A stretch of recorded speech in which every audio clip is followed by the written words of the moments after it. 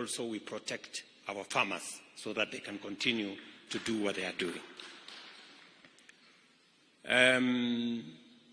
Nataka niwahakikishia kwamba mwaka uliopita karibu tupata matatizo kidogo kwa sababu vita ya Ukraine na kule kwingine ilichelewesha mambo yetu ya mbolea. Mbolea ilikuwa inafika February. Lakini mwaka huu tumekamilisha procurement wiki mbili zilizopita. Kufika Disemba tutakuwa na mbolea ya msimu ujao yote katika taifa letu.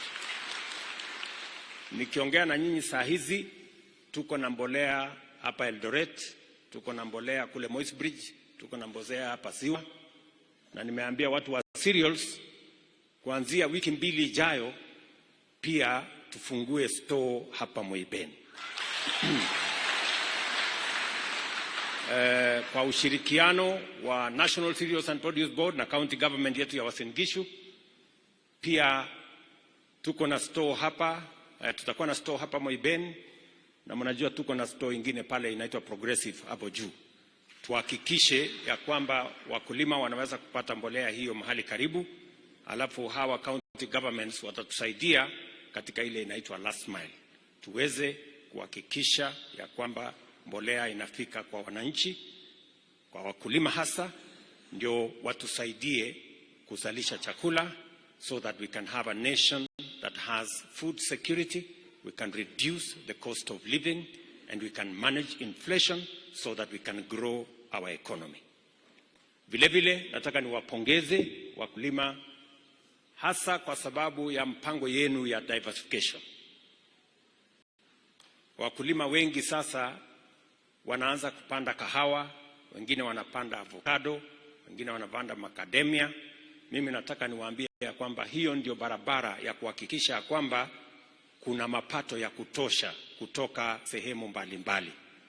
Na vile viongozi hapa wameuliza, we are going to work together with the relevant government ministries to make sure that there are adequate seedlings and support to farmers, especially as you undertake the diversification processes across this region. So tutashirikiana pamoja na nyinyi kuhakikisha kwamba mnapata usaidizi,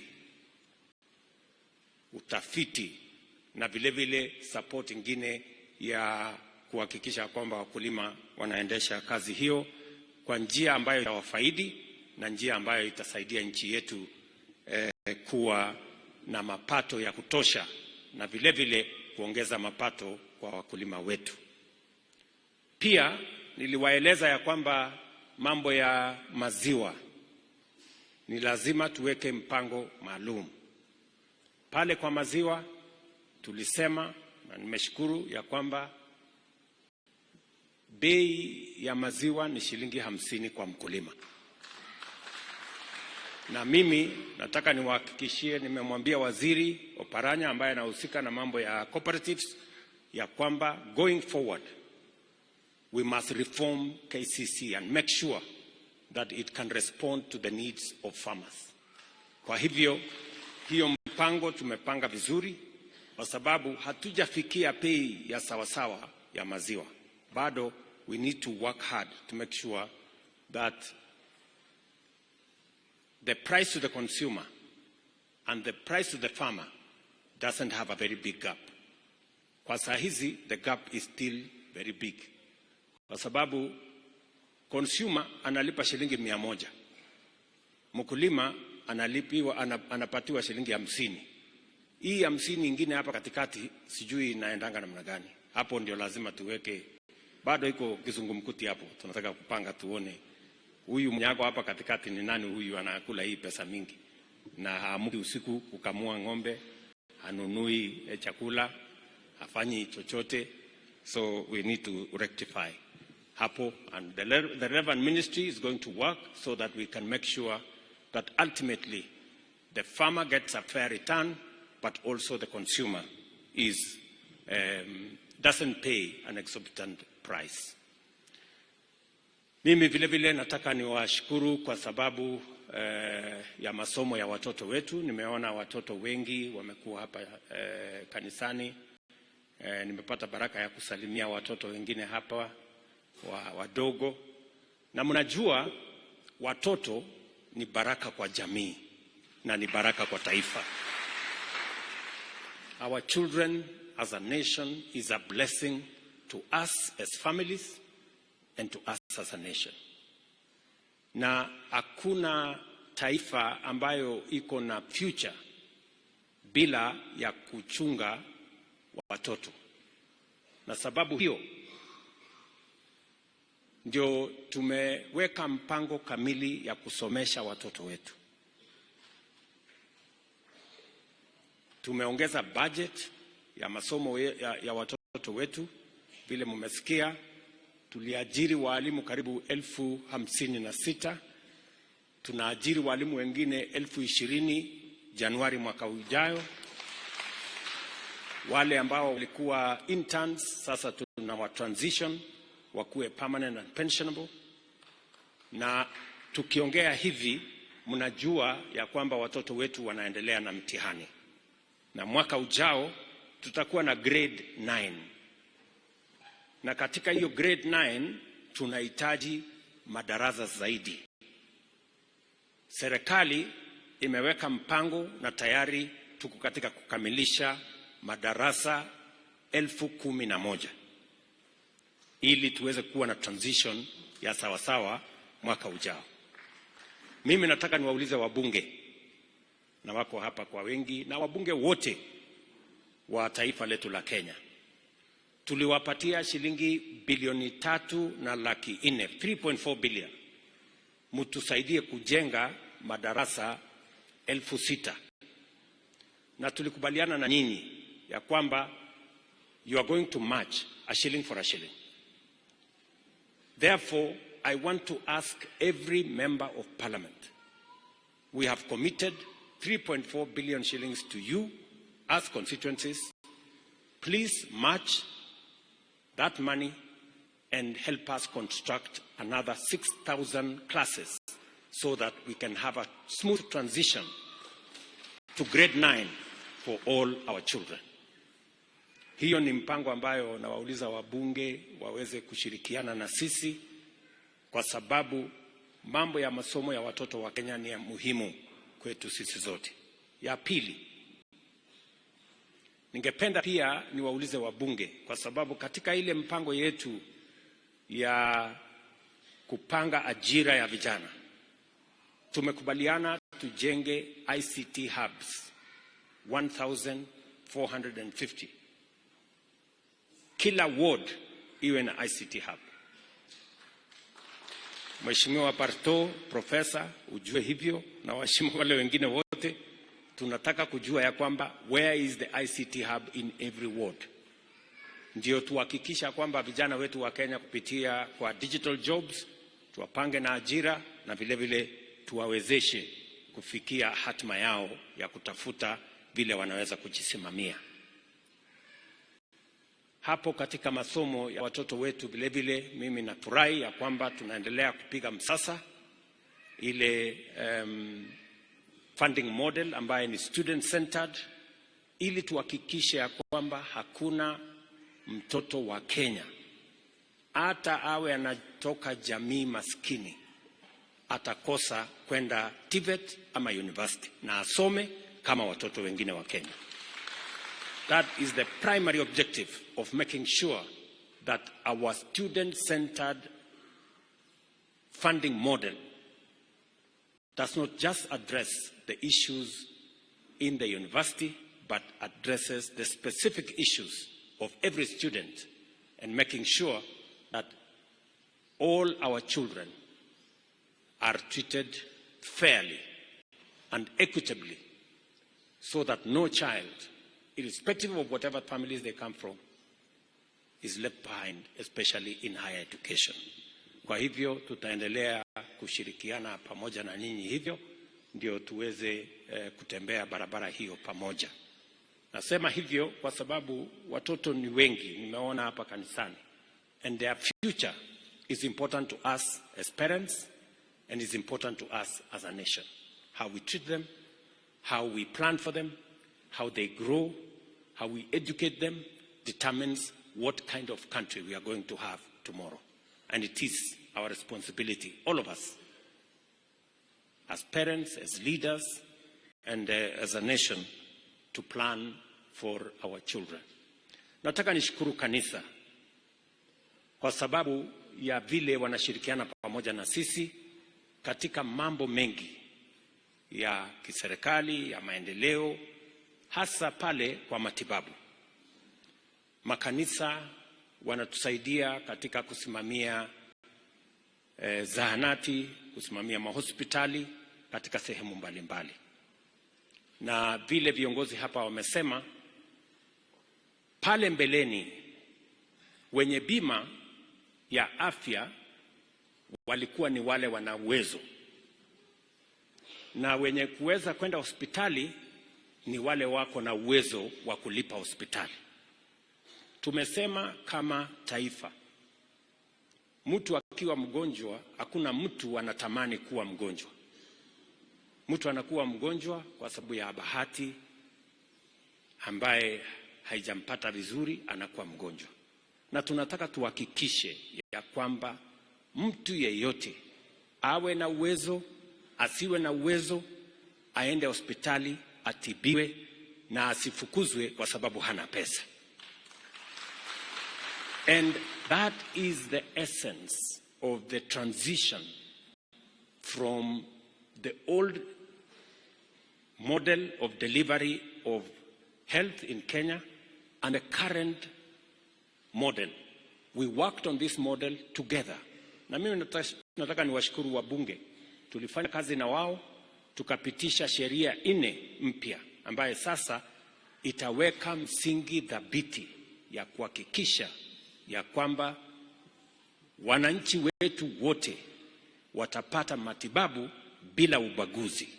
Na kila mmoja wetu, haijalishi kama uko na ugonjwa wa saratani ama kansa, kama uko na ile hypertension, kama uko na blood pressure, sasa itawezekana uende hospitali, utibiwe, na gharama hiyo ilipwe na bima yetu sisi wote kama wananchi wa taifa letu la Kenya. Najua tumekuwa na changamoto kwa sababu we are transitioning from what it was to the new model. And in every transition, there will be challenges. Those challenges we are managing. Last week, tulitoa pesa ya kusaidia hospitals and dispensaries across Kenya. Next week, tutaendelea na kutoa pesa ingine until we ensure that the transition is complete. Mimi nataka niulize kila Mkenya. Kila Mkenya ujisajili, kwa sababu ukisha jisajili sasa tutakuwa na uwezo wa kuwa na data ya kupanga vile tutadeliver mambo ya afya kwa Wakenya. Kila mmoja wetu lazima ujisajili, na kujisajili ni bure. Kujiandikisha tu kusema mimi ni mama fulani, mzee wangu ni fulani, niko na watoto 2 ama 3, useme majina yao. Ndio wakati tunapangia mambo ya afya, tunajua hapa Mwibeni tuko na wananchi kiasi fulani, tuko na hospitali kiasi fulani, tunahitaji kupanga dawa kiasi fulani. Ndio tusiwe tunapanga mambo ya afya kiholela. We must use the benefit of having data, and that is the reason why we are asking every citizen to register, so that we can be able to plan our health as a nation. We can be able to know what is the disease load in what area, and we can be able to plan ahead of time how to deliver the relevant medicines, the relevant human capital. Na vile mmesikia governors wakisema hapa, wanamalizia mkutano nafikiri kesho na officers wangu wa Wizara ya Afya, ili tukubaliane vile tutahakikisha ya kwamba kuna equipment katika kila hospitali katika taifa letu la Kenya. because this time round we must get our health in the right place. Kwa hivyo mimi nataka niwaulize sisi wote tushirikiane. Kamati ya Senate ya mambo ya afya, huyu ndio chairman. Huyu ndio chairman wa kamati ya Senate ya mambo ya health. Huyu governor huyu senator wenu huyu Mandago. Yeye ndio chairman. Na tuko na chairman wa health wa National Assembly, Dr. Bukose. Na tumekubaliana na kamati zote mbili ya kwamba tutashirikiana, wao wakiwa the people's representatives, to make sure that we shepherd and guide this program so that it benefits every citizen. Haitakuwa vizuri ya kwamba ati katika Kenya kuna watu kwa sababu hawana uwezo hawawezi kutibiwa hospitalini. That is not right. Katiba ya Kenya inatulazimu kama serikali, Article 43, kusema ya kwamba tupange mambo ya afya ya kila Mkenya. Kwa hivyo hiyo ndio mpango yetu, na mimi nimefurahi sana ya kwamba kufikia sasa tumefikisha wananchi karibu milioni 13 tayari wamejisajili. Na ukijisajili, kama wewe ni mzee, usijisajili peke yako, unajisajili na bibi yako na watoto wako. Ndio hiyo iwe complete, ndio tuhakikishe ya kwamba every family is covered under our plan. Mwisho kabisa, nataka niwashukuru sana kwa yale mambo viongozi hawa wamesema, mambo ya stima. Mheshimiwa amesema hapa bado stima iko chini. Nataka niwaambie ya kwamba tuko na program ambayo inaendelea saa hii ya milioni 800 hapa Uasin Gishu, lakini nimesikia ya kwamba mnataka affirmative action. Mnataka hiyo pesa iongezwe. So nitaleta maneno kule bunge, muharakishe, alafu tuongeze hiyo pesa ndio hawa wananchi waweze kupata stima. Wakati nilikuwa nasalimiana pale nje, nilikutana na rafiki yangu kutoka kule Sukute, mwingine anaitwa Rogers hapo, huyu akaniambia hata kwake hajapata stima. Wewe sasa, wewe DK, wewe mimi nilikuajia kazi ya mjumbe ya Soi, sasa unawacha huyo Rogers akuja asumbue mimi kwa nini?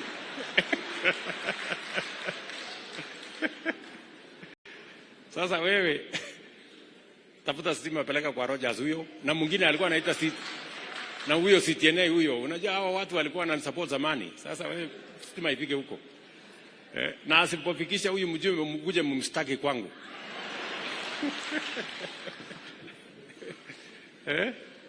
So na wengine wengi vile Mheshimiwa Profesa Barto amesema, na kazi zile zingine tutaendelea namna hiyo. Again gagas. Naona kuna mama rafiki yangu pia hapo nyuma huko anasema, na mbona umenisahau?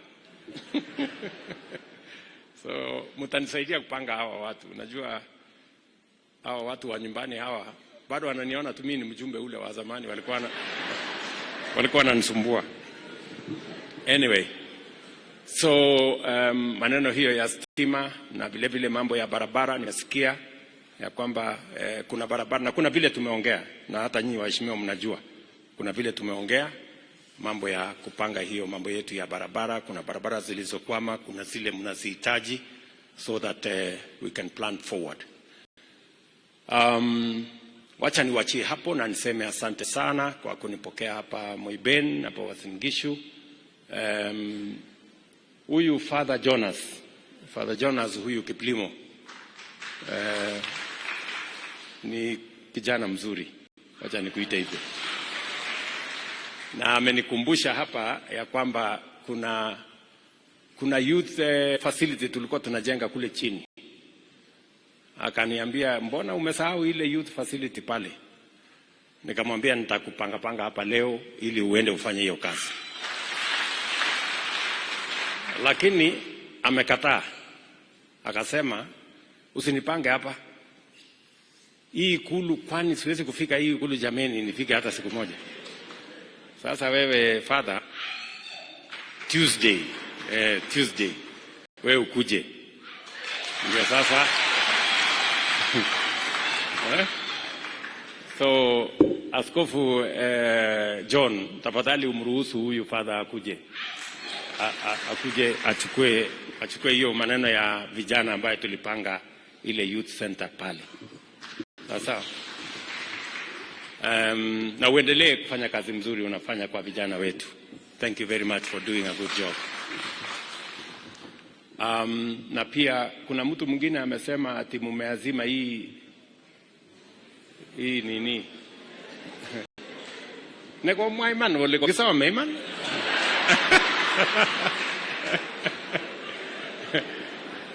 Moje ngisema beki sangwet.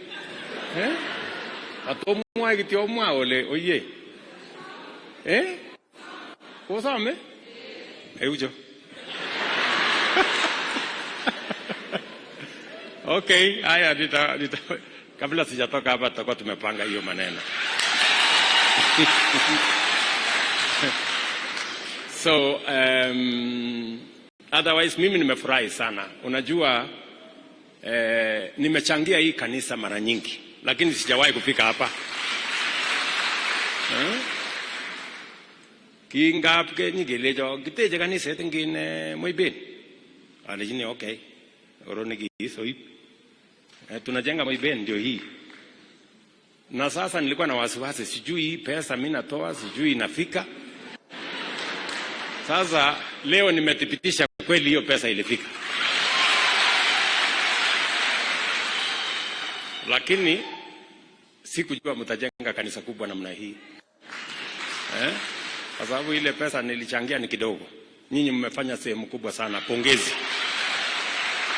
Pongezi. Na muendelee kufanya kazi ya Mungu vile mnafanya. Muendelee kushirikiana, muendelee kuwa wafanyi biashara, muendelee kuwa wakulima. Ile kitu mimi nataka niwaulize watu wa sehemu hii ya Uasin Gishu pia. Sasa imefika wakati ya kukomesha kukatakata mashamba yenu. Hapa ndio tunalisha taifa letu la Kenya. Mumesikia tunajenga nyumba Eldoret. Tumejenga nyumba the first phase, tuko na nyumba pale Kidiwa, tuko na nyumba inajengwa kule Pioneer, tuko na nyumba tunajenga hapo railway. I think the first consignment ya manyumba ni karibu nyumba 10,000. Wewe kama unataka mahali ya kuishi, nyumba iko Eldoret. Hii shamba hapa ni ya kulima.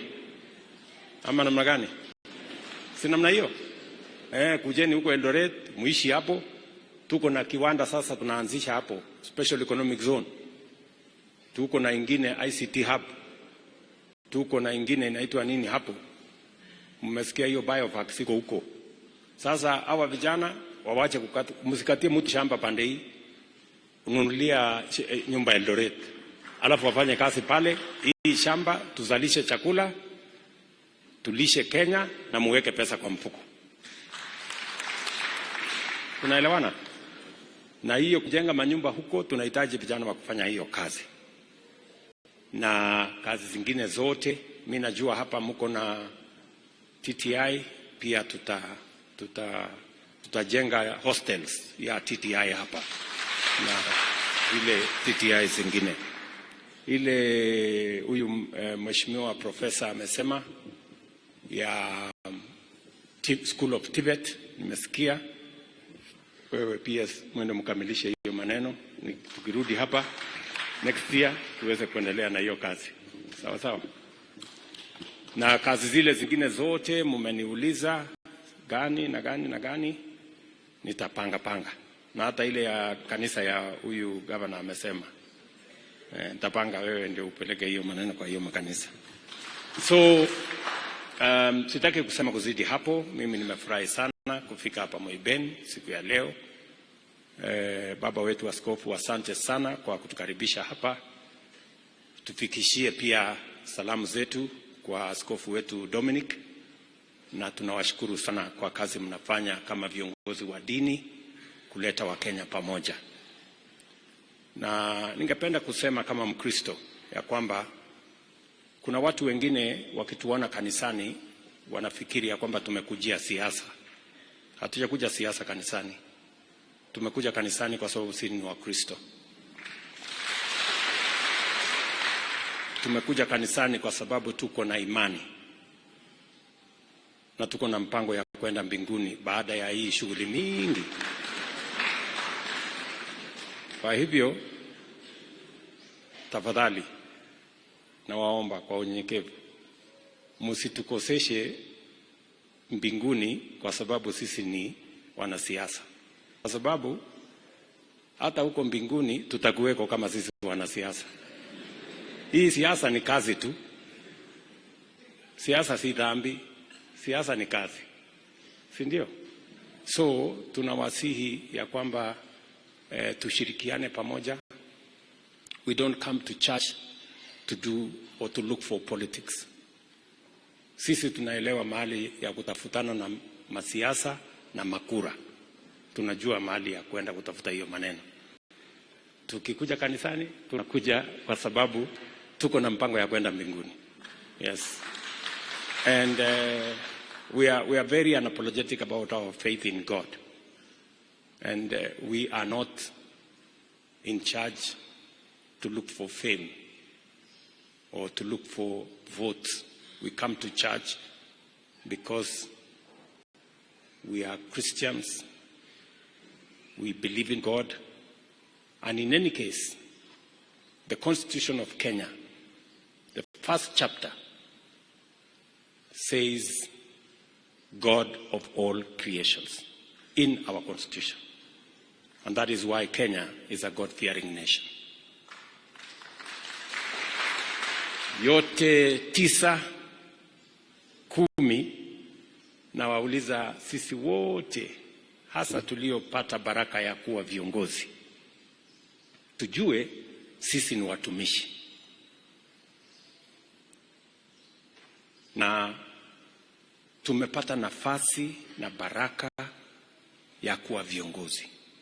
Tujue sisi sio viongozi ndio tunufaike ama ndio tupate umaarufu. Sisi ni viongozi ndio tuwatumikie wananchi hawa na manufaa ifikie kila Mkenya. Na nawaomba kwa unyenyekevu, sote tuliopata baraka hiyo ya kuwa viongozi, tufanye bidii, tuunganishe wananchi wote wa taifa letu la Kenya.